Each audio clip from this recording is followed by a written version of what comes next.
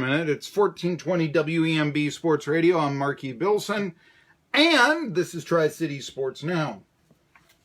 You know, you may have seen on the internet, this story got a lot of play, and it was actually written by a former basketball player at Dartmouth, the story was here. But Michael Sam is now back in the spotlight.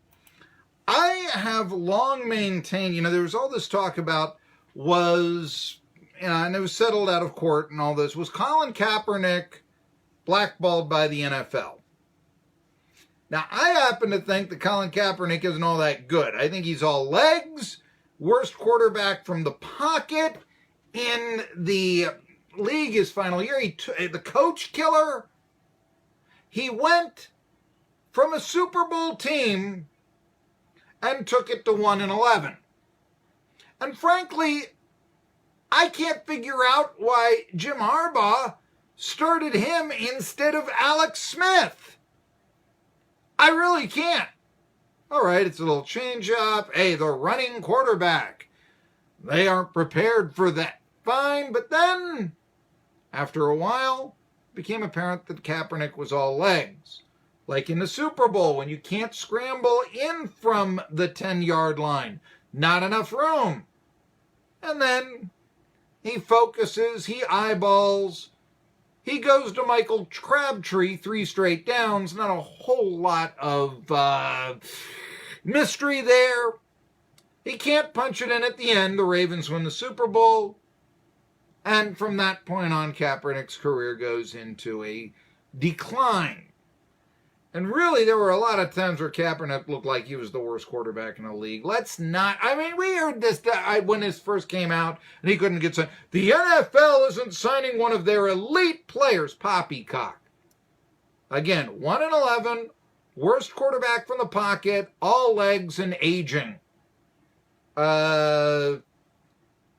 You really think that that's the guy that you want on the team to turn it around? And yeah, he's going to be a second stringer this time. He's going to hold a clipboard. And that's going to be a big distraction also for a clipboard holder. NFL is very militaristic. Now, if Kaepernick was blackballed because of his kneeling for the anthem or because he became too big of a character for reasons other than his football playing ability, and his football playing ability did not merit keeping the baggage on.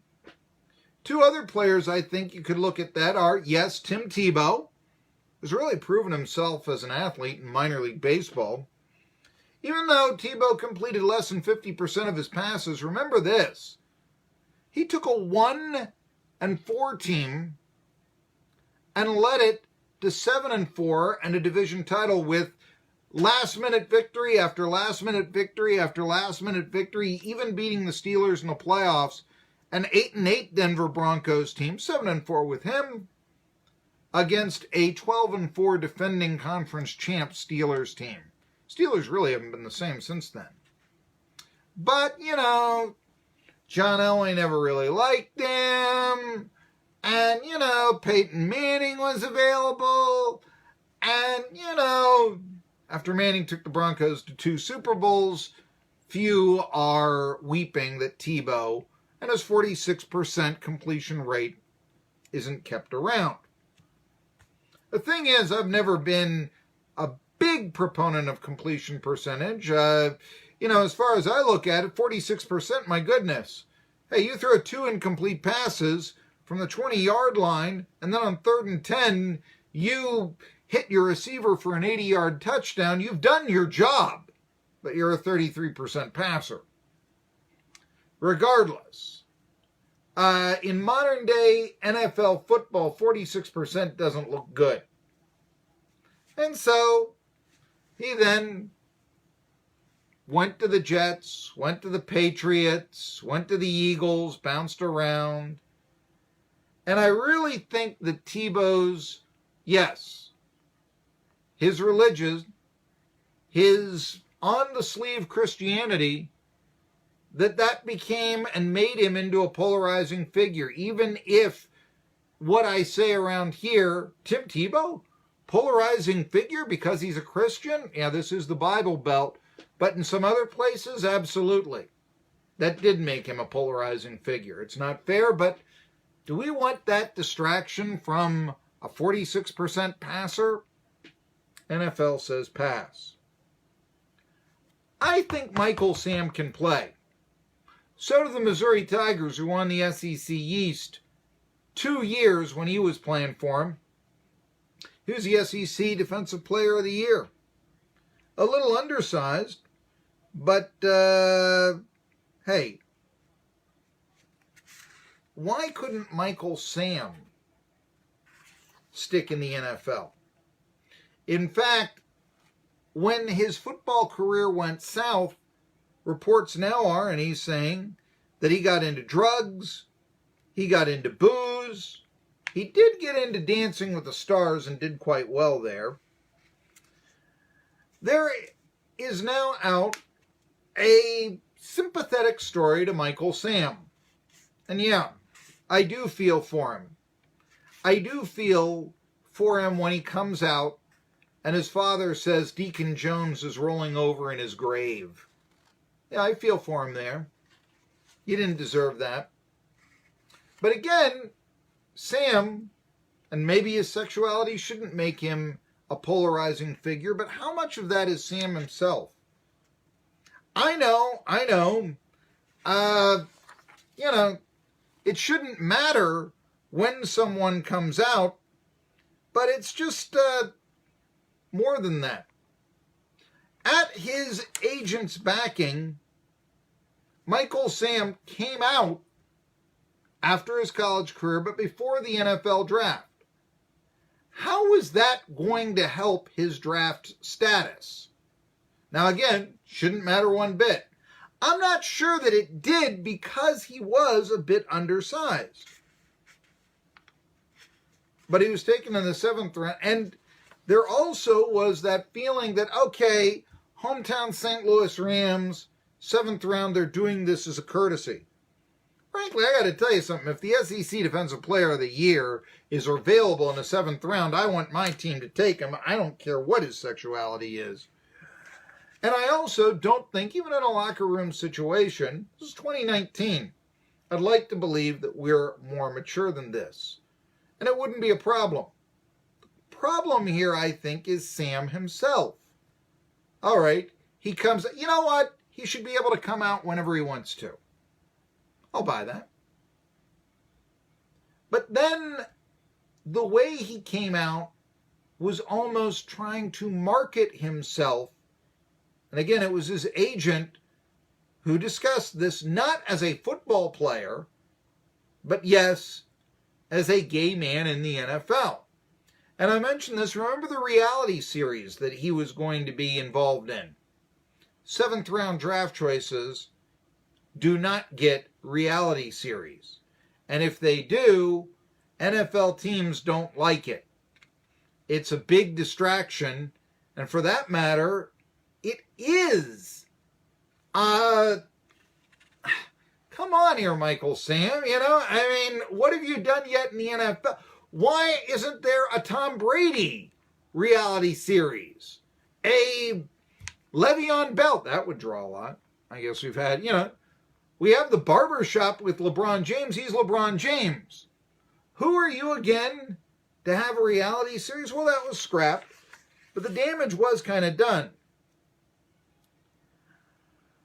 There was the kiss of his boyfriend, who was his fiancée, and his troubles actually brought him apart right here.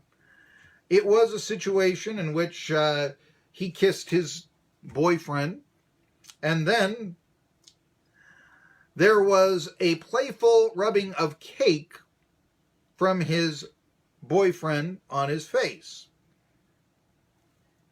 Again, look, I can understand why you would want to kiss your significant other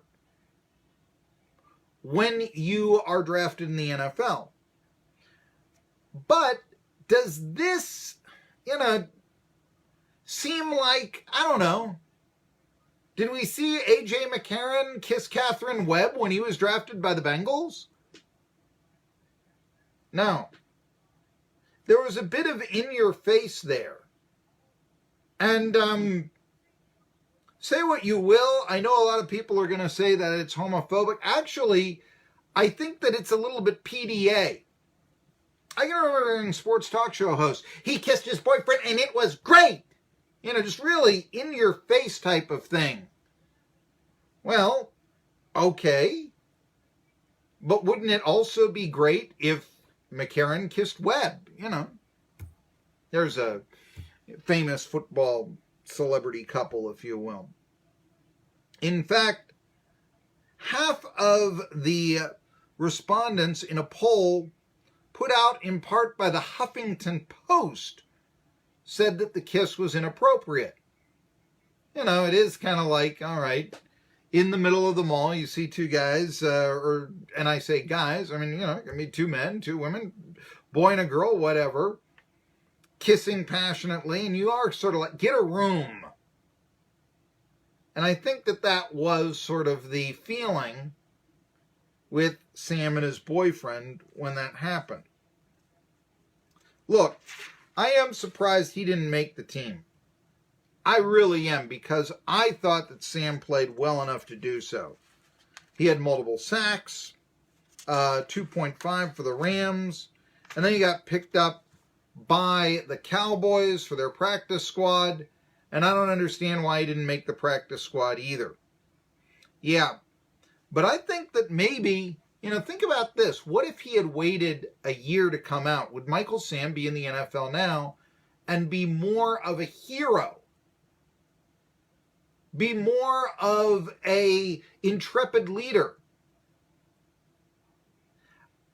In many ways, I think Sam tried to use his sexuality for monetary gain. The reality show, for instance. NFL does not like their 7th round draft choices of any sexual proclivity to have a reality show. They really don't like the 1st round choices to do so. But yeah, that is polarizing when hey, you got to make the team first, is going out and saying, look at me, I'm a celebrity.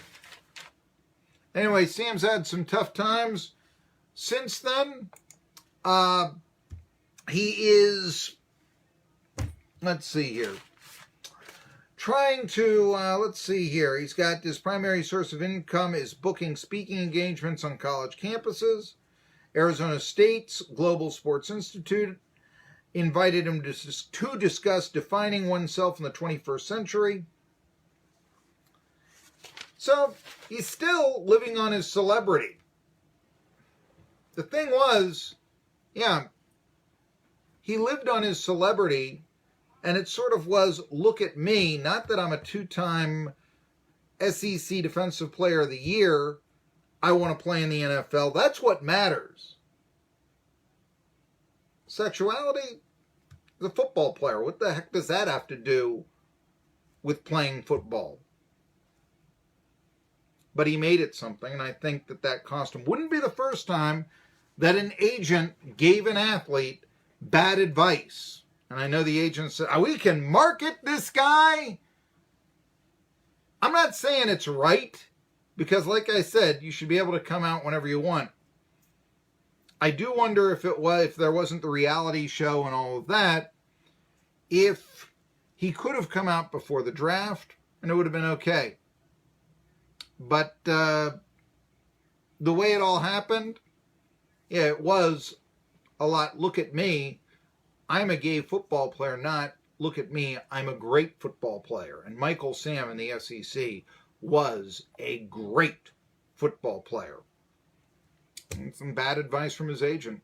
Tri-City Sports Now will continue after this. Sports update from Matt Pauley coming up. Talk to you after this. You already know that the Computer Guy in Irwin is your go-to place for computer repair. But did you also know